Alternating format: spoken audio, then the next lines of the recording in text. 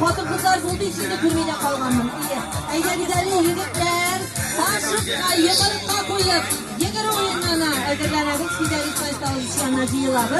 Aydagidagi yigitlar aktivroq qilinglar. Yaqinlarni bilinglar.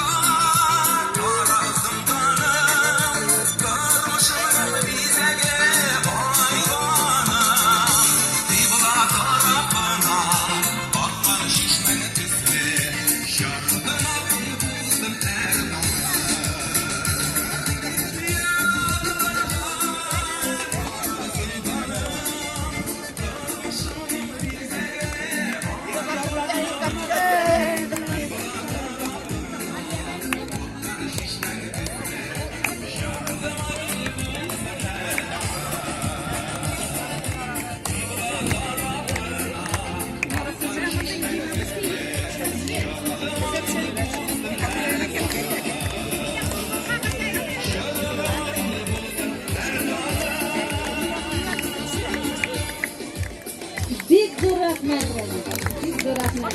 Bu jır ayvanın Redif'niki.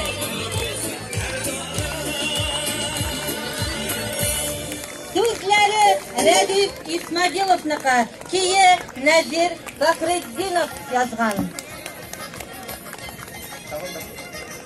Tag'in bir necha bo'lsa, rahat yana. Tag'in bir